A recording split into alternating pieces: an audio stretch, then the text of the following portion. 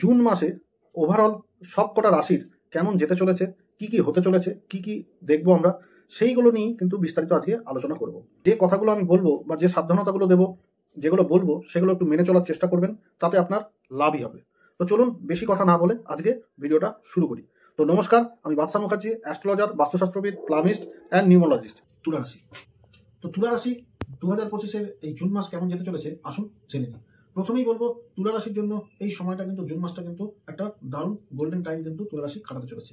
আপনাদের লটারি প্রাপ্তির যোগ কিন্তু আমি দেখতে পাচ্ছি, এবং আপনারা হয়তো কাউকে ধার দিয়েছিলেন, কিন্তু আপনি ধার দিয়ে হয়তো ভুলেও গেছেন, সে কিন্তু এখনো পরিশোধ করেনি।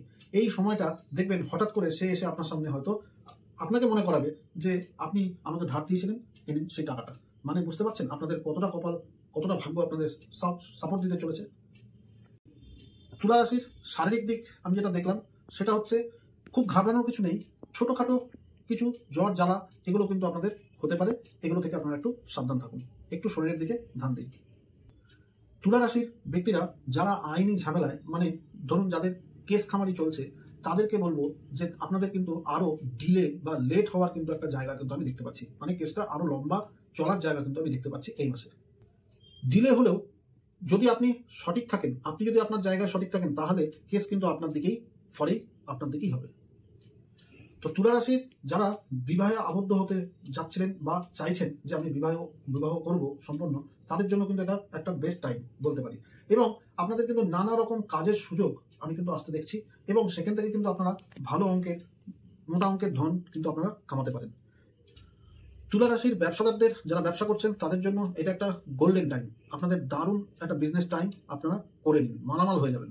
এবং যারা চাকরি করছেন তাদের জন্য কিন্তু এই সময়টা, জুন মাসটা কিন্তু দারুণ একটা দুর্দান্ত টাইম, আপনাদেরও কিন্তু প্রমোশন হওয়ার একটা যোগ আমি কিন্তু দেখছি। তুলা রাশির যাদের ছেলে মেয়ে রয়েছে তাদেরকে নিয়ে কিন্তু একটু চিন্তিত আপনাদের হতে হবে, কারণ তাদের শারীরিক মাঝে মাঝেই প্রবলেম কিন্তু দেখা দেবে, আপনারা সেটার দিকে কিন্তু একটু নজর দেবেন ছেলে মেয়ের উপর। এই সময় আপনাদের তীর্থস্থান ভ্রমণের জন্য কিন্তু একদম দারুণ একটা টাইম, এই সময় কিন্তু আপনি তীর্থস্থানে ভ্রমণ আপনি করতেই পারেন।